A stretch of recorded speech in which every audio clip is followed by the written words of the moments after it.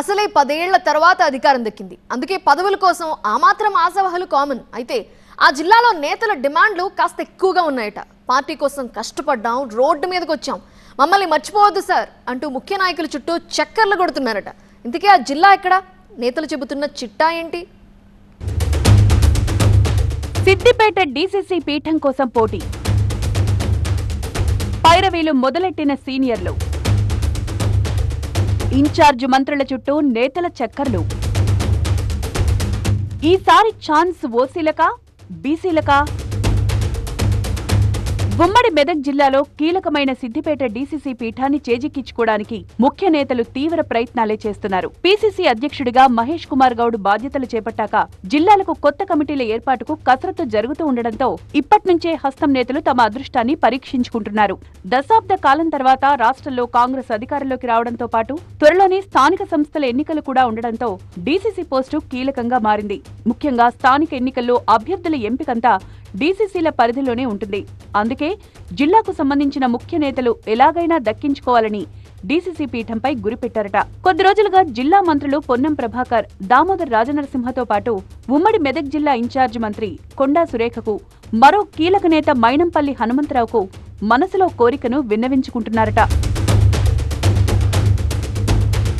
జిల్లా కాంగ్రెస్ అధ్యక్ష కుర్సీపై ఇప్పటికే పలువురు సీనియర్లు ఖర్చీఫ్ వేసినట్లు తెలుస్తోంది.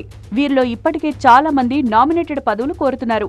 ఒకవేళ అది కుదరకపోతే డీసీసీ అధ్యక్ష పదవినివ్వాలని రాష్ట్ర నాయకత్వానికి, అటు హైకమాండ్కు మొరపెట్టుకుంటున్నారట. బీఆర్ఎస్ అధినేత కేసీఆర్, మరో అగ్రనేత హరీష్ రావు ప్రాతినిధ్యం వహిస్తోన్న జిల్లా కావడంతో ఇక్కడ పార్టీని మరింత బలోపేతం చేయాలంటే సీనియర్లకే అధ్యక్ష బాధ్యతలు అప్పగించాలనే అభిప్రాయం వ్యక్తం చేస్తున్నారు హస్త నేతలు. ప్రస్తుతం డీసీసీ అధ్యక్షుడిగా ఉన్న తూంకుంట నర్సారెడ్డితో పాటు దుబ్బాక నేత చెరుకు శ్రీనివాసరెడ్డి, అల్గిరెడ్డి ప్రవీణ్ రెడ్డి, దర్పల్లి చంద్రం పేర్లు ఈ రేసులో ప్రముఖంగా వినిపిస్తున్నాయి.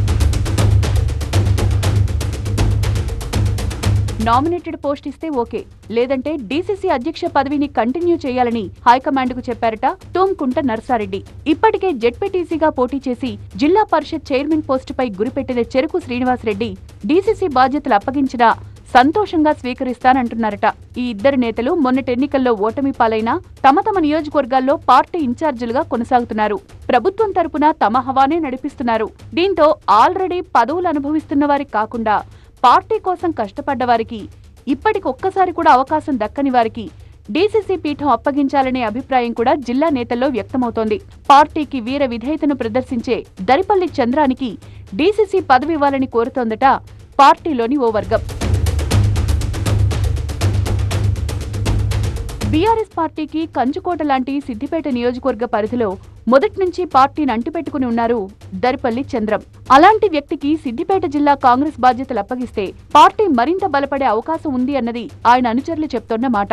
ఇదే విషయాన్ని హైకమాండ్ దృష్టికి కూడా తీసుకుని వెళ్లారట. పార్టీ అధికారంలో ఉన్నప్పుడు కాదు, లేనప్పుడు కూడా కష్టపడి పనిచేసిన నాయకుడికే జిల్లా అధ్యక్ష పదవిస్తే సముచితంగా ఉంటుందని వాదిస్తున్నారు దరిపల్లి చంద్రం అనుచరులు.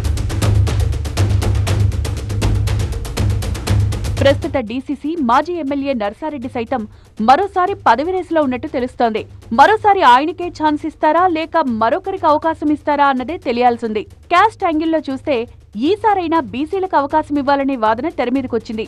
అదే నిజమైతే సిద్దిపేట నియోజకవర్గం నుంచి దర్పల్లి చంద్రం, పూజల హరికృష్ణ పేర్లు ప్రముఖంగా వినిపిస్తున్నాయి.